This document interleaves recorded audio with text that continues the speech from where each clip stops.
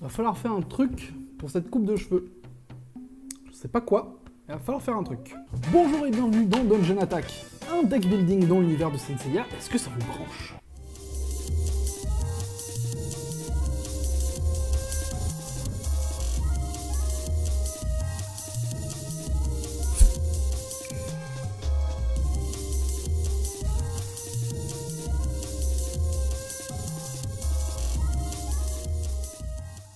Bonjour et bienvenue dans Dungeon Attack. Aujourd'hui nous allons parler du deck building Saint Seiya. J'avais déjà fait une vidéo sur le jeu il y a un moment, mais elle est absolument ignoble, je l'ai donc délistée de la chaîne et j'en refais une. Et là vous vous dites sûrement, waouh, mais tu refais une vidéo, c'est que le jeu il doit être incroyable. Alors, oui, non, vous verrez. En fait, je trouve que le jeu est une bonne valeur étalon de ce que les éditeurs devraient proposer quand ils adaptent un manga en jeu de société.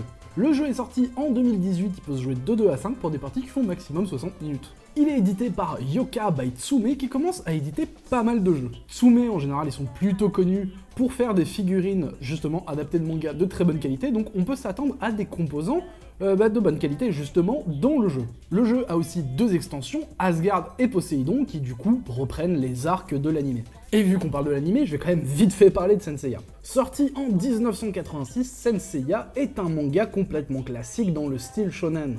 Il raconte l'aventure de chevaliers qui tentent de défaire Hadès et de sauver Athéna, le tout est inspiré de la mythologie grecque. Il y a une popularité énorme, plein d'adaptations diverses, que ce soit en manga ou en animé, ou même en film live, mais ça on n'en parle pas. Non. Mais je vois que chez vous à la maison vous êtes en train de décrocher, ne quittez pas, on va parler de jeux de société tout de suite. Et du coup on va parler de comment se joue le jeu. Au début de la partie, vous aurez le choix entre 5 chevaliers de bronze qui viennent du manga et de l'anime, sachant que chacun a un gameplay vraiment différent des autres. C'est vrai ça? Non. Malheureusement. Chaque chevalier a 2 formes, une forme avec armure et une forme sans armure. Le but sera de défausser les cartes sans armure pour gagner justement les chevaliers avec armure, ce qui vous donnera plus de possibilités de jeu. Et surtout un meilleur deck. Bah oui, ici on parle d'un deck building, et construire son deck, bah c'est tout l'intérêt d'un deck building. Dans le jeu, vous aurez 2 valeurs principales, la force ou le cosmos. C'est des beaux PNG ça. Si vous arrivez à vaincre un chevalier par la force, il rejoindra votre défausse, mais si vous arrivez à vaincre un chevalier par le cosmos, il rejoindra immédiatement votre main et pourra être joué ce tour. Ça s'appelle du travail forcé, je crois. La zone de marché, c'est justement la zone où vous pourrez combattre les différents chevaliers. Toutes les cartes seront posées sur un magnifique gamepad qui est fourni dans la boîte. Bravo Tsume. Il y a 6 emplacements de marché, ça vous donne un petit peu de choix, sachant que le dernier emplacement du marché a un coût réduit de 1 en force et en cosmos. C'est un peu le Lidl de chevalier. Et Bernard, tu peux me mettre le chevalier d'or en promotion, s'il te plaît? Sachant qu'en plus de ça, à la fin de chaque tour, on retire la dernière carte de l'emplacement du marché.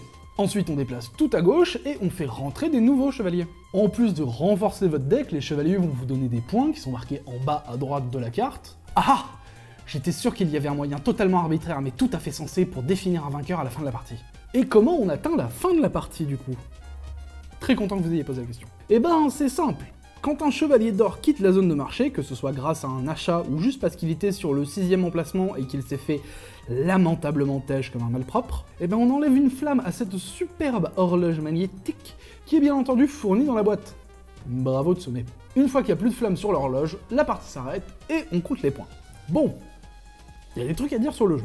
Déjà, la qualité de composants est vraiment excellente. Que ce soit le gamepad ou l'horloge d'ailleurs, hein. Il est magnifique, je le rappelle. Et toutes les cartes, absolument toutes, sont foil. On peut dire que Tsume a mis le paquet en termes de qualité de production sur le jeu. Mais est-ce que le gameplay, il suit la qualité de composants? Pas vraiment. En fait, c'est pas mauvais, mais c'est pas le meilleur jeu de deck building auquel vous allez jouer. C'est simple, j'ai fait jouer à des amis à moi en session Tabletop Simulator, et à la fin de la partie, on m'a dit ouais, c'est sympa, mais ça apporte quoi au deck building? Rien. Non, vraiment, rien. En fait, ce jeu, c'est un peu ton pote qui en soirée ramène une bouteille de vodka. C'est rien de spécial, pas super original, mais ça fait plaisir, on va faire des cocktails avec. Mais est-ce que le cocktail que Saint Seiya nous propose, eh ben, il fonctionne?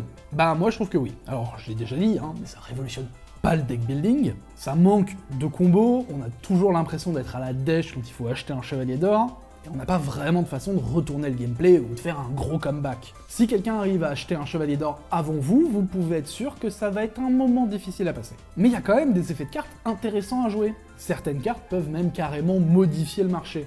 D'autres cartes ont, quand elles arrivent sur le marché, des effets à déclencher. Ça donne quand même des trucs à faire, il n'y a pas rien non plus. Même si selon moi, le jeu ne va pas spécifiquement vous pousser à y jouer pour ses mécaniques. Mais alors, pourquoi est-ce que vous auriez envie de jouer à un deck building Senseiya? Et on en vient à mon point le plus important de cette chronique. Le truc qui fait que j'avais envie de faire cette vidéo pour parler d'un jeu de 2018 dont plus personne n'a rien à faire à part moi. C'est que c'est un bon jeu qui est adapté d'un manga. Et si vous jouez à des jeux de société et que vous aimez bien ce médium, vous savez que les adaptations de manga en jeux de société, c'est pas terrible, hein, en général. Ouais, le fun court tellement pas les rues avec les jeux adaptés de manga que je pense qu'il faudrait lancer une alerte enlèvement. En fait, le jeu, il respecte vraiment bien son matériel de base. Il vous propose des belles illustrations qui sont pas simplement des screenshots de l'animé. N'est-ce pas le jeu de cartes One Piece qui pue sa mère?